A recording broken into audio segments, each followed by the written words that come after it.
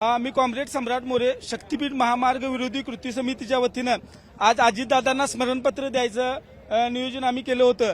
निवडणुकीच्या पूर्वी अजितदादा उपमुख्यमंत्री असताना आम्ही त्याला कोल्हापूरच्या विश्रामगृहावर भेटलो होतो। त्यावेळी त्यांनी शक्तीपीठ महामार्ग रद्द करतो असं आश्वासन दिलं होतं। त्यावेळी ते असे म्हटले पण होते की अर्थमंत्री मीच आहे आणि या शक्तीपीठ महामार्गाला पैसे कोण देणार।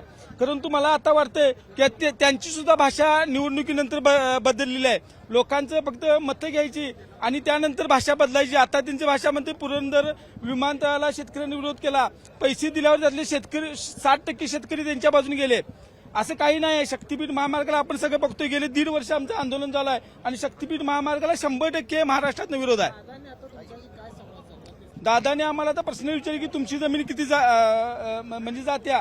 आम्ही इथं बाधित शेतकरी, आमच्या प्रत्येक शेतकऱ्याची जमीन जात्या आणि त्याने आम्हाला सांगितले की मुंबई दौऱ्याच्या वेळी मी ते सांगतो आणि त्यांनी असं सांगितले की ज्यांना तुम्ही निवडून दिलं ते आता शक्तीपीठाच्या बाजूने आहेत। मग आम्हाला तुमच्या माध्यमातून असं आवाहन करायचं आहे, निदान या लोकप्रतिनिधी एकदा जाहीर करावं की शक्तीपीठाच्या बाजूने आम्ही आहे, म्हणजे देवेंद्र फडणवीसच्या बाजूने आहे, काही लोकांच्या बाजूने आहे। या लोकप्रतिनिधी सुद्धा एकदा जाहीर करण्याची वेळ आलेली आहे।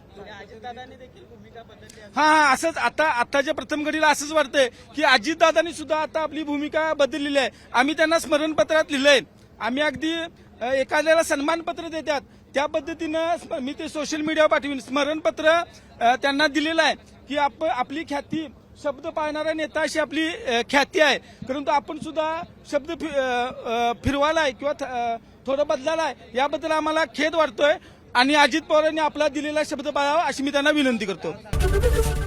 एबीपी माझा, उघडा डोळे बघा नीट।